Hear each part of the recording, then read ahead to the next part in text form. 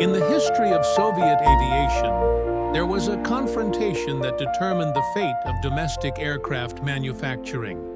Two geniuses, two philosophies, two radically different approaches to aircraft design. Nikolai Polikarpov was the creator of the simple and reliable Po-2, the most mass-produced aircraft in history. Andrei Tupolev was the patriarch of heavy aviation, the creator of technical wonders. Their personal feud grew into a battle of ideas, with each proving the superiority of his vision for the future of aviation. How did this confrontation affect the development of the Soviet Air Force, and why is their dispute still relevant today? Subscribe to the channel to learn more about the forgotten pages of aviation history. What do you think? Should aviation be simple and accessible or complex and perfect? Share your opinion in the comments. In the history of Soviet aviation, there was a confrontation that determined the development of domestic aircraft construction for decades to come. Two people, two completely different approaches to the creation of aircraft, two philosophies that fought for the right to become the basis of the Soviet aviation school. On the one hand, there was Nikolai Nikolaevich Polikarpov, the creator of simple, reliable, affordable aircraft that even beginners could master. On the other hand, there was Andrei Nikolaevich Tupolev, a master of complex technical solutions, the creator of giants of the sky, striving for technical perfection at any cost. Their rivalry began in the 1920s and continued until Polikarpov's death in 1944. Over the years, each designer created dozens of unique machines. Each defended his own position, and each believed that his path would lead Soviet aviation to greatness. Polikarpov believed in mass production and simplicity. His Po-2 became the most mass-produced aircraft in aviation history. Tupolev focused on technical breakthroughs and large-scale projects. His Ant-20 Maxim Gorky became a symbol of the technical power of the USSR. But this was not just professional rivalry. There were deep personal differences between the designers, different views on the role of aviation in society, and different understandings of what Soviet aviation should be. Polikarpov believed that an aircraft should be a simple tool, accessible to every Soviet citizen. Tupolev saw aviation as a means of demonstrating the technical power of the state, a way to show the world the superiority of Soviet engineering. Their dispute went far beyond the design bureaus. It involved senior party officials, military leaders, and representatives of industry. Each project became a battleground between two concepts of aviation development. Every funding decision became a choice between simplicity and complexity, between mass production and exclusivity. The history of their confrontation is the history of choosing a path that defined the face of Soviet aviation, a choice whose consequences are still felt today. Who was right in this long-standing dispute? Whose philosophy proved to be more viable? And how did the personal ambitions of two outstanding individuals influence the fates of millions? To answer these questions, we need to carefully examine the origins of their differences and trace how their opposing views on aviation were formed. The origins of their differences go back to the very beginning of both designers' aviation careers. Nikolai Polikarpov was born in 1884 in the village of Georgievskoye in the Kaluga province into a priest's family. From childhood, he was surrounded by the simplicity of rural life, where everything had to be reliable and functional. His father, despite his spiritual rank, was interested in technology and instilled in his son a love of mechanisms. This peasant thoroughness and desire for simplicity forever defined Polikarpov's approach to aviation. Andrei Tupolev was born 2 years later, in 1888, in the town of Pustomazovo, in the Tver province, into the family of a minor official. His childhood was spent in an atmosphere of respect for education and the pursuit of social advancement. Tupolev's father dreamed of a career for his son and wanted him to achieve great heights. This atmosphere of ambition and striving for greatness left its mark on all the future aircraft designers' subsequent activities. They studied in different places, but both received a technical education of the highest level. Polikarpov graduated from the St. Petersburg Polytechnic Institute, where he studied aviation under the guidance of Dmitry Pavlovich Ryabushinsky, one of the pioneers of Russian aviation. There he learned the main principle: aviation must be accessible and understandable. Tupolev studied at the Moscow Higher Technical School under Nikolai Yegorovich Zhukovsky, the father of Russian aviation, who believed in a scientific approach and complex technical solutions. Differences in their approaches were already apparent during their student years. Polikarpov participated in the creation of simple, reliable designs that could fly even with minimal maintenance. His thesis was devoted to simplifying aircraft engines. Tupolev, on the other hand, became fascinated with complex aerodynamic calculations and the design of large aircraft from his first years at university. His student projects were striking in their scale. After the revolution, both designers found themselves in new circumstances. The Soviet government needed aviation, but resources were limited. Polikarpov immediately understood that simple, inexpensive aircraft were needed that could be quickly mastered in production. Tupolev, on the other hand, saw the revolution as an opportunity to implement grandiose projects that would show the world the power of the new state. Even then, two paths for the development of Soviet aviation had already been determined. But what specific events caused them to clash face-to-face for the first time? When did the first serious confrontation between them occur? The first serious clash between Polikarpov and Tupolev occurred in 1922, when both designers were working at TSAGI, the Central Aerohydrodynamic Institute. The institute was Zhukovsky's brainchild, and Tupolev felt at home there. He was already heading the Heavy Aviation Commission and was making plans to build giant aircraft. Polikarpov, on the other hand, worked in the Light Aviation Department and developed training aircraft. A conflict arose over the allocation of resources for the construction of new aircraft. TSAGI received an order from the military to develop a multi-purpose aircraft that could be used for pilot training, reconnaissance, and light bombing. Polikarpov proposed creating a simple, inexpensive biplane with a reliable engine that could be quickly mastered in serial production. According to his calculations, such an aircraft would cost the state several times less than the complex machines of its competitors. Tupolev categorically disagreed with this approach. He believed that the new state should demonstrate technical superiority rather than economize on aviation. Andrei Nikolaevich proposed creating an advanced monoplane with retractable landing gear and a powerful engine that would surpass all foreign counterparts in terms of performance. The cost of such a project was many times higher, but Tupolev insisted that quality was more important than quantity.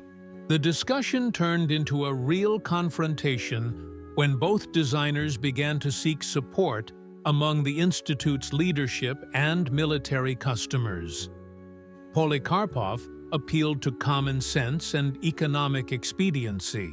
He argued that for a young country just recovering from civil war, it was more important to have many simple but reliable aircraft than a few complex and expensive machines that most pilots would not be able to master. Tupolev, on the other hand, focused on prestige and prospects. He convinced the leadership that Soviet aviation should immediately become the best in the world, that it was impossible to lag behind the West, and that complex technical solutions today would become the standard tomorrow. In his opinion, saving on aviation was a false economy that would result in technological backwardness in the future. The dispute was resolved in Tupolev's favor, but not definitively. The military ordered his project, but also allocated funds for the development of a simplified machine based on Polikarpov's design. This compromise solution did not satisfy either designer and laid the foundation for many years of confrontation. But how exactly did each of their philosophies develop? Polikarpov's philosophy was shaped by his deep understanding of the real needs of Soviet aviation. Nikolai Nikolaevich believed that an aircraft should first and foremost be a tool, not a work of art. He often repeated to his employees, "A good aircraft is one that can be repaired by an ordinary mechanic in the field." This phrase became a kind of motto for his design bureau. Polikarpov's approach was based on the principle of sufficiency. He considered it unreasonable to create overly complex machines when a simpler solution could perform the same task with equal efficiency. When designing aircraft, Nikolai Nikolaevich always asked himself, is this complexity really necessary? Can the same result be achieved in a simpler way? This philosophy led to the creation of the legendary Po-2, the most mass-produced aircraft in aviation history. Polikarpov deeply understood the peculiarities of the Soviet economy and production base. He knew that the country could not afford the luxury of creating one-off, overly complex machines that required unique materials and highly skilled maintenance. Instead, he proposed creating aircraft that could be produced in ordinary factories from readily available materials using traditional technologies. Nikolai Nikolaevich paid particular attention to the operational qualities of his machines. He understood that in real conditions, an aircraft must operate not in ideal laboratory conditions, but in the field, in dust, in frost and heat. Therefore, his designs were remarkably durable and unpretentious. The Po-2 could take off from any more or less level surface, did not require complex ground equipment, and was easy to repair with improvised tools. Polikarpov was also a staunch supporter of mass pilot training. He believed that aviation should be accessible not only to elite ace pilots, but also to ordinary people. His aircraft were designed so that anyone with average abilities could master them. That is why the Po-2 became the basis of the Soviet program of mass flight training, with hundreds of thousands of pilots learning to fly on it. But Polikarpov had another distinctive feature. He always thought about the people who would fly his machines. This humanity set him apart from many other designers. How did this philosophy of simplicity stand up to Tupolev's empire of complexity? Tupolev's empire was built on completely different principles.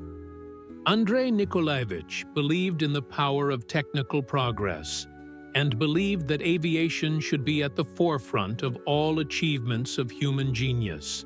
His philosophy was based on the conviction that only the most advanced technical solutions could ensure the country's leadership in aviation. "We must not repeat foreign models," Tupolev said. "We must surpass them." Unlike Polikarpov, Andrei Nikolaevich was not afraid of complexity. He believed that if a technical solution was correct from a scientific point of view, then all other problems, production, operational, economic, could be solved. Tupolev was convinced that engineering thought was capable of overcoming any obstacle. One only needed to invest in research and development. The basis of Tupolev's approach was the pursuit of technical perfection. Each of his aircraft had to demonstrate new capabilities in aviation technology, implement advanced solutions, and set new industry standards. Ant 1, Ant 2, Ant 3. Each new machine was a step into the future, an attempt to show what the Soviet aviation industry was capable of with the right organization. Tupolev thought big. His projects were impressive in their size and ambition. The Ant-20 Maxim Gorky, with a wingspan of 63 meters, became a symbol of the technical power of the USSR. With 8 engines, a library, a printing press, and a radio station on board, this aircraft was supposed to show the world that Soviet technology was capable of the impossible. For Tupolev, size and complexity were not obstacles, but means to an end. Andrei Nikolaevich was also a staunch supporter of a scientific approach to aviation. He believed that every design decision should be theoretically justified and experimentally verified. His design bureau employed the best scientists, performed the most complex calculations, and built unique test stands. Tupolev did not trust intuition and experience if they were not backed up by accurate calculations. Another feature of Tupolev's empire was the pursuit of prestige. Andrei Nikolaevich understood that aviation was not only a means of transport, but also a symbol of national power. His aircraft had to inspire admiration and respect, demonstrating the superiority of Soviet technology over its foreign counterparts. This philosophy led to the creation of unique machines. But how did it fare in the harsh reality of limited resources? The battle for resources between Polikarpov and Tupolev began in the mid-1920s and became more intense with each passing year. Despite its ambitious plans, the Soviet state had limited financial resources for the development of aviation. Every ruble allocated to aircraft construction had to be used as efficiently as possible. But what does efficiency mean? The designers' opinions differed radically on this point. Polikarpov argued to the country's leadership that for the same money that Tupolev spent on one complex aircraft, 10 simple machines could be built. He provided specific calculations: the cost of materials, the number of working hours, and the time required to master production. According to his calculations, Tupolev's approach was wasteful and unjustified given the limited resources of the young state. Tupolev countered this argument by referring to the prospects and prestige. He argued that the money spent on creating advanced aircraft would pay off handsomely in the future. One good aircraft could become the basis for a whole series of machines, and the technologies developed for a complex project would find application in many other areas. Andrei Nikolaevich also emphasized the importance of international recognition. Prestigious aircraft attract the attention of foreign buyers. The struggle became particularly acute in 1928, when the decision was made to adopt the first 5-year plan for the development of aviation. Funds were limited, and the needs were enormous. It was necessary to simultaneously create military aviation, develop civil transport, and organize mass flight training. Each area required its own aircraft, but there was not enough money for everything. Polikarpov proposed concentrating efforts on creating universal machines that could perform several functions. His concept envisaged a family of related aircraft on a common basis: training, reconnaissance, light bomber, and medical. This approach would save on development and production costs and speed up the training of flight crews. Tupolev considered this approach flawed. He insisted on creating specialized aircraft for each task. Only in this way could maximum efficiency be achieved. In his opinion, a universal aircraft was a compromise that did not perform well in all tasks. It was better to have fewer aircraft, but each of them had to be the best in its class. Who won this battle for resources, and how were key decisions on project funding made? The confrontation between the PO2 and the ANT became a symbolic expression of the philosophical differences between the designers. The U-2 training aircraft, later renamed the Po-2, embodied all of Polikarpov's principles: simple design, reliable M11 engine with only 100 horsepower, minimal number of parts, maximum maintainability. The aircraft could be built at any factory, mastered by any pilot, and repaired in any conditions. The Po-2 became a true people's aircraft. Hundreds of thousands of Soviet pilots learned to fly on it, and it was used for communications, medical transport, agricultural work, and even night bombing during the war. In total, more than 30,000 aircraft of this type were built, an absolute record in the history of world aviation. The simplicity of its design made it possible to set up production of the Po-2 at dozens of factories throughout the Soviet Union. The ANT family of aircraft represented a completely different philosophy. The ANT-1 was the first Soviet aircraft of original design, and the ANT-2 was the first Soviet all-metal aircraft. Each new modification introduced advanced technical solutions: retractable landing gear, enclosed cockpits, variable pitch propellers, and new types of engines. Tupolev did not repeat existing models, but created machines of the future. The Ant-20 Maxim Gorky was the pinnacle of Tupolev's approach. This giant aircraft was to become a flying symbol of Soviet power. 8 engines with a total power of 4,800 horsepower, a cabin for 72 passengers, a library, a newspaper office, a photo lab, and even a movie theater.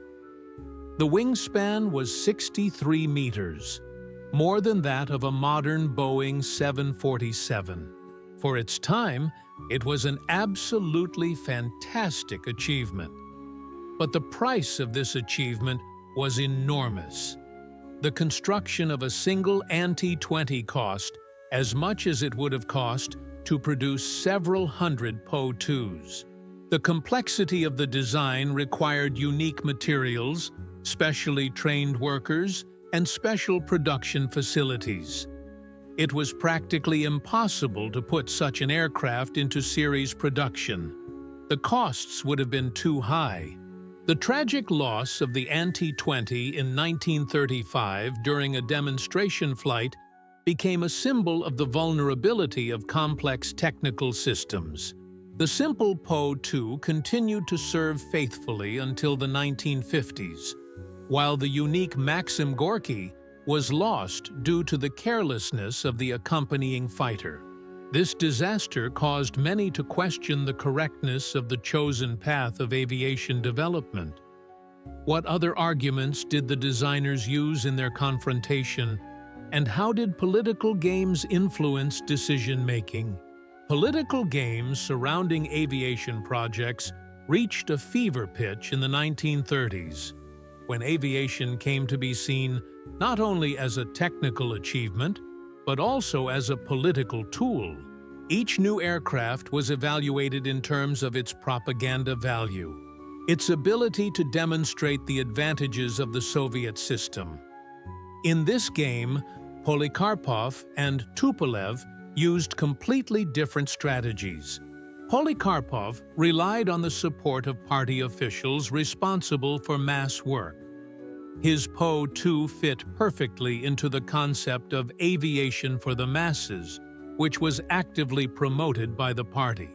Nikolai Nikolaevich skillfully emphasized the social significance of his projects. Simple aircraft allowed broad segments of the population to become involved in aviation, making flying accessible to workers and peasants. Tupolev chose a different tactic. He focused on the top party leadership, which thought in terms of international prestige and technical superiority. Andrei Nikolaevich convinced the leaders that Soviet aviation should impress the whole world with its achievements, that only outstanding technical projects could prove the superiority of the socialist system over the capitalist one. A particularly acute confrontation unfolded around the program of preparation for a possible war. The military was divided into two camps. Some believed that mass aviation was needed. Many simple, reliable aircraft that could be quickly produced and easily mastered. Others insisted on creating elite aviation units, equipped with the most modern aircraft, capable of competing on equal terms with the best foreign models. Polikarpov actively used the argument of industrial readiness. He argued that in the event of war, the country would be able to quickly deploy mass production of simple aircraft at existing factories, using available materials and skilled workers.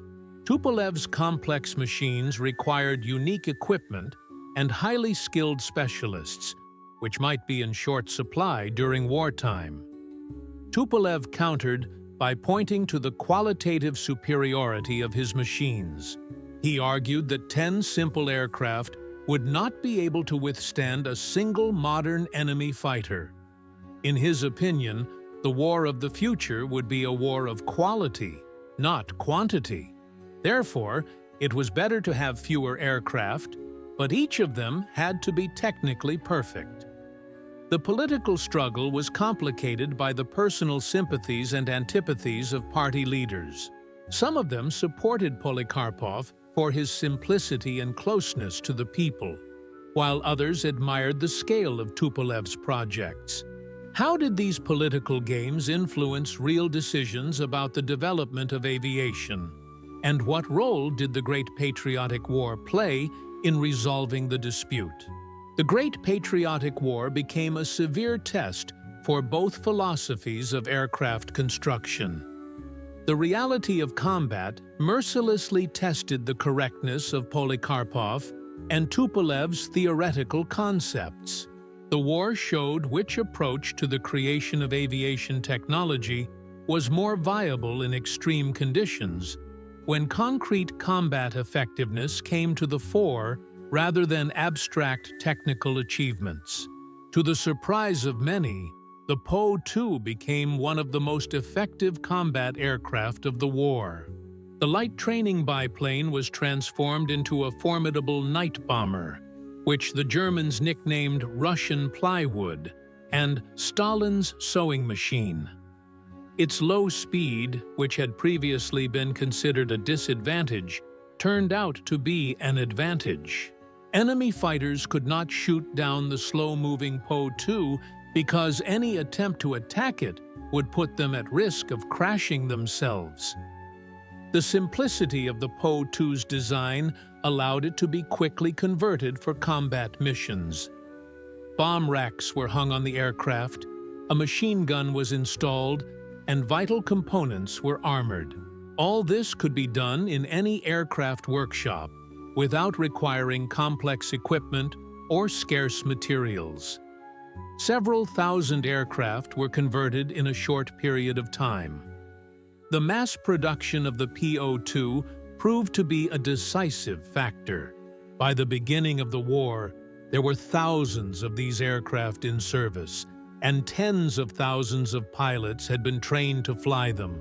When it became necessary to quickly form night bomber regiments, there were no problems with equipment or personnel.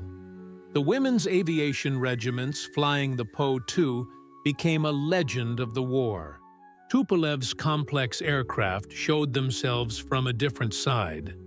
His TB-3 and SB bombers had outstanding flight characteristics, but proved to be extremely vulnerable in combat conditions.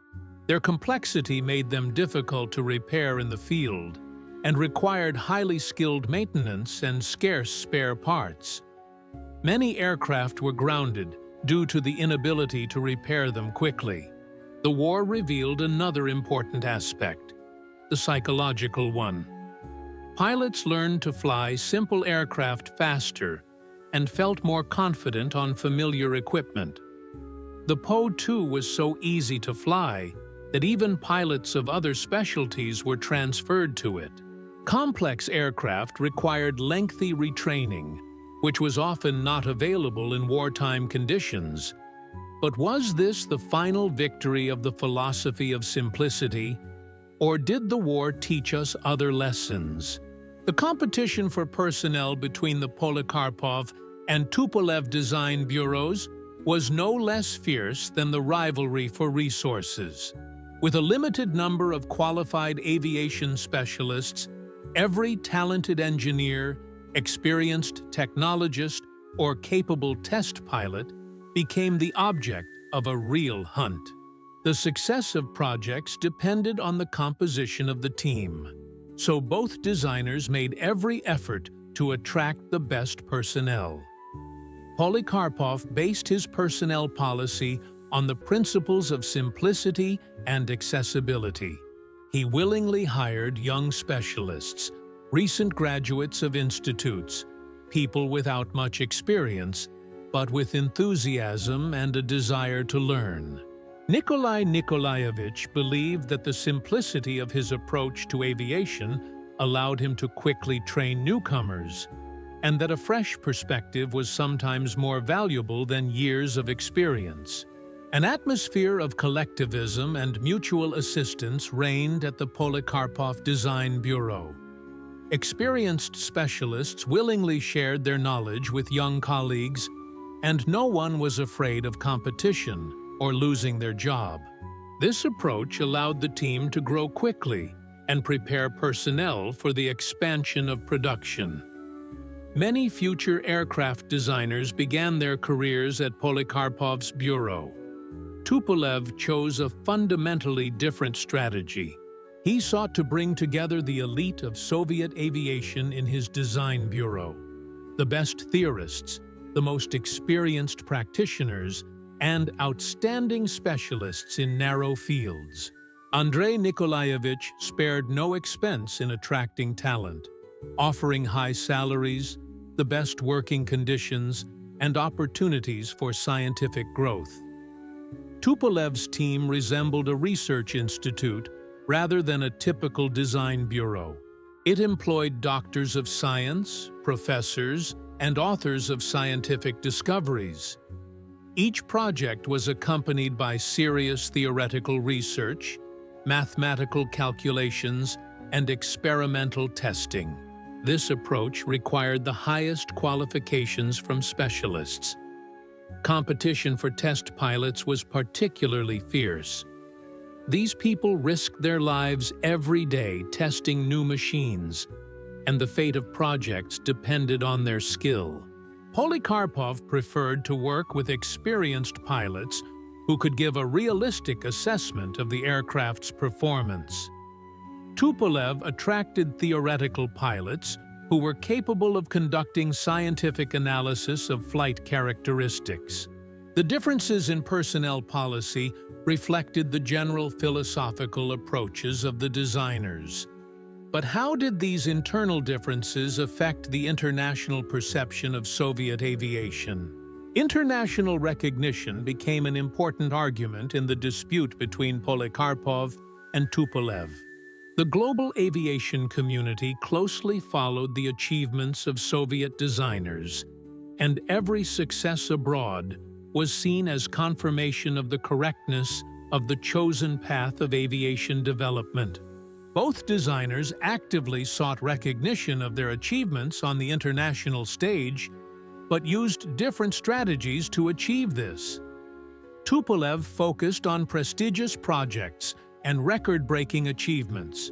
His Ant-25 made non-stop flights across the North Pole to America, setting several world records for flight range.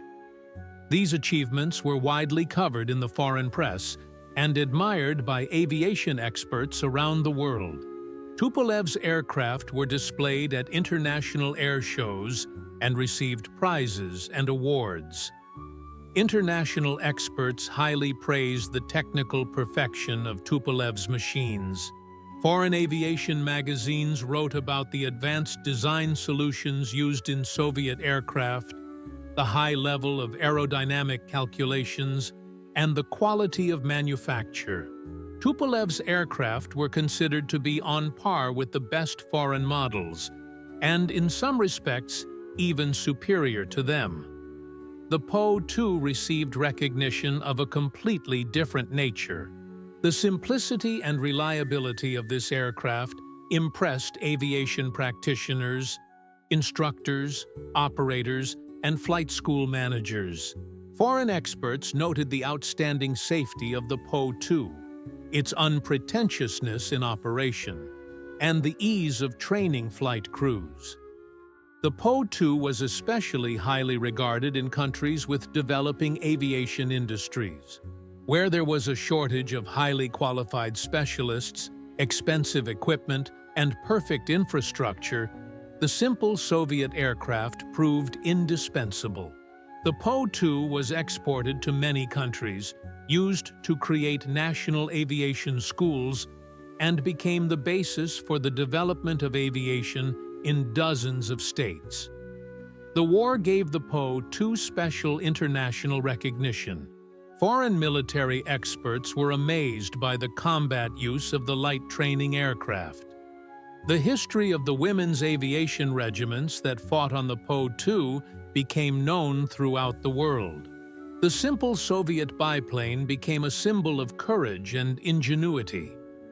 Tupolev bombers also took part in combat operations, but their use was more limited due to the complexity of their operation and vulnerability in combat conditions. The international press noted the high technical characteristics of these machines, but at the same time pointed out problems with their combat use. What role did the personal qualities of the designers themselves play in this international recognition? The personal animosity between Polikarpov and Tupolev went far beyond professional differences. The two outstanding designers not only had different understandings of the direction aviation should take, they genuinely disliked each other as people, rejected each other's life positions, and considered each other's approach to work to be flawed and harmful to the cause. Polikarpov saw in Tupolev the embodiment of everything that was alien to him. Andrei Nikolaevich seemed to him to be an ambitious careerist who put his personal ambitions above the interests of the cause. Nikolai Nikolaevich did not understand Tupolev's desire for luxury, his craving for communication with high-ranking officials, and his desire to impress at any cost. Polikarpov's simplicity and modesty contrasted with the ostentatious splendor of Tupolev's entourage. Polikarpov was particularly irritated by what he considered Tupolev's extravagance. Andrei Nikolaevich spared no expense. Expensive materials, complex equipment, a large staff, luxurious offices. For Polikarpov, who grew up in the family of a rural priest, such an attitude toward state funds was unacceptable. He believed that every ruble should work toward a result. Tupolev, in turn, considered Polikarpov a narrow-minded person incapable of thinking on a large scale. Andrei Nikolaevich felt that his colleague was deliberately underestimating the capabilities of Soviet aviation, offering primitive solutions instead of technical breakthroughs. Tupolev perceived Polikarpov's desire for simplicity as a manifestation of provincialism and backwardness. Their different personalities manifested themselves in everything from their manner of dress to their style of communication with subordinates. Polikarpov preferred simple clothes, an unpretentious office environment, and democratic relations with employees. Tupolev loved fine suits, luxurious furniture, and strict adherence to the chain of command. For him, appearances were of fundamental importance. They had to emphasize his status and achievements. The conflict was exacerbated by their different attitudes toward publicity. Polikarpov avoided hype, did not like to give interviews, and tried to stay out of the limelight.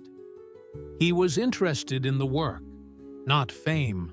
Tupolev, on the contrary, actively communicated with the press, spoke at conferences, and sought public recognition of his achievements.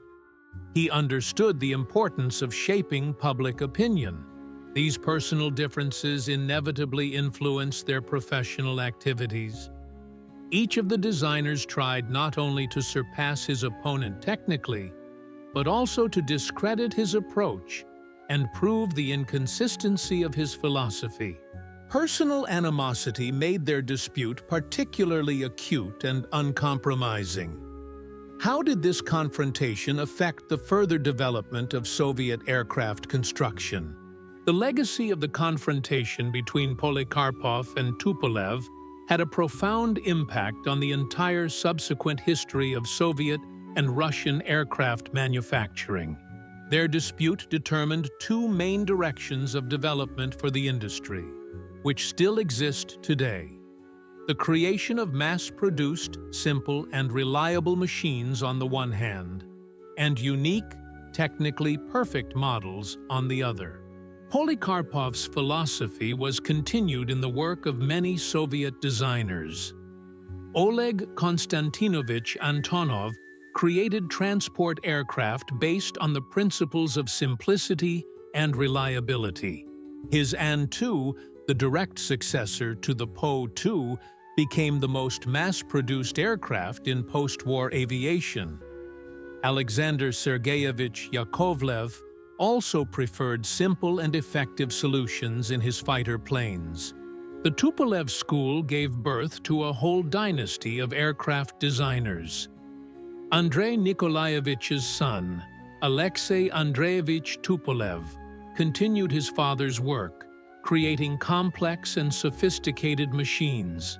Vladimir Mikhailovich Myasishchev, Pavel Osipovich Sukhoi, Sergei Vladimirovich Ilyushin, all of them, to one degree or another, followed the principles laid down by Tupolev. The confrontation between the two approaches was also evident in the organization of the aviation industry.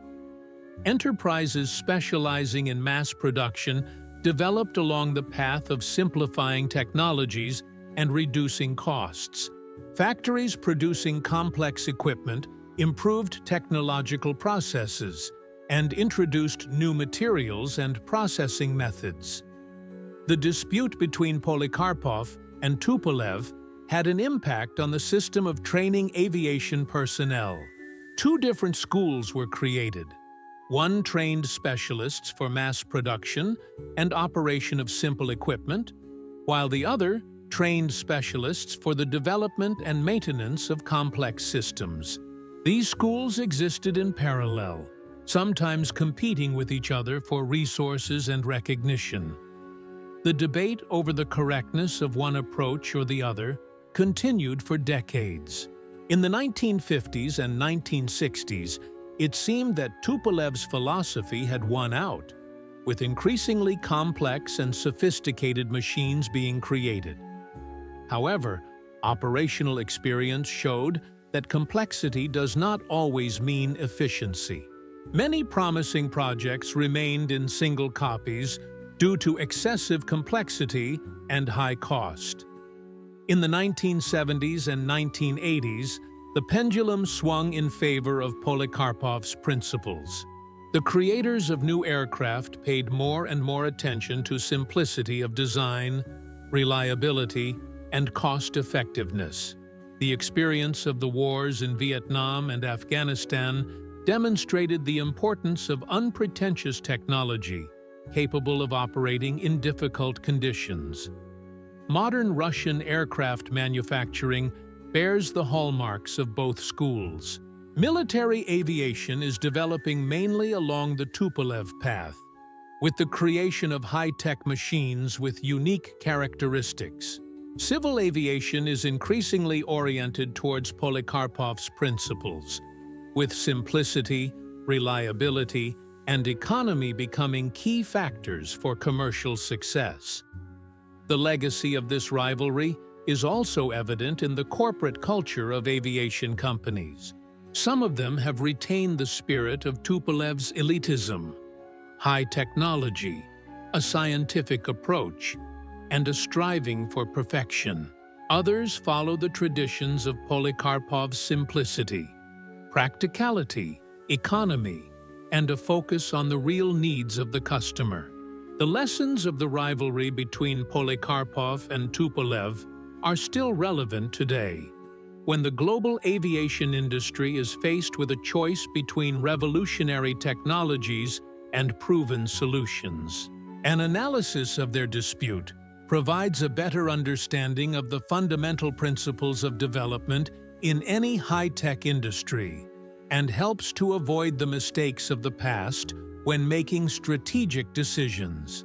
The first lesson concerns the importance of balancing innovation and practicality. History has shown that both excessive simplification and excessive complexity can be harmful. Polikarpov's Po-2, for all its merits, was morally and technically obsolete by the end of the 1940s. Tupolev's giants, despite their technical perfection, often proved to be economically inefficient. The second lesson is related to the need to take into account the real conditions of equipment operation. The most advanced technical solutions are useless if they cannot be implemented in existing production and operating conditions. The success of the Po-2 was largely due to the fact that it perfectly matched the capabilities of Soviet industry and the requirements of mass use. The third lesson shows the importance of setting the right goals. Polikarpov clearly understood the purpose of each of his aircraft, who would fly it, and under what conditions it would be operated. Tupolev sometimes created machines to demonstrate technical capabilities, without always considering their practical application. The fourth lesson concerns resource management. Limited resources require the selection of priorities. It is impossible to create many complex and expensive projects at the same time. This leads to a dispersion of efforts and a decrease in efficiency. Polikarpov understood this better than Tupolev, concentrating his efforts on a small number of carefully designed projects. The fifth lesson concerns the importance of the human factor. Technology is created by people and for people. The most sophisticated machines are useless if pilots cannot master them or technicians cannot maintain them. Polikarpov always kept this in mind when designing human-friendly aircraft. Tupolev sometimes underestimated this aspect. The sixth lesson shows the danger of absolutizing any approach. Both simplicity and complexity are good in their place and at their time. Attempts to apply the same approach to all tasks inevitably lead to failure. Wisdom lies in understanding when simplicity is needed and when complexity is needed. The seventh lesson concerns the importance of constructive criticism and healthy competition. Despite their personal animosity, the rivalry between Polikarpov and Tupolev stimulated the development of Soviet aviation. Each sought to surpass the other, which led to the search for new solutions and the improvement of existing approaches. But is this eternal dilemma still relevant in the modern world of aviation? The eternal dilemma of simplicity versus complexity remains relevant in modern aviation. Today's aircraft designers face the same fundamental questions that preoccupied Polikarpov and Tupolev almost a century ago. The development of digital technologies, artificial intelligence, and new materials does not eliminate the need to choose between different philosophical approaches to aircraft design. Modern passenger aircraft demonstrate an attempt to combine both approaches.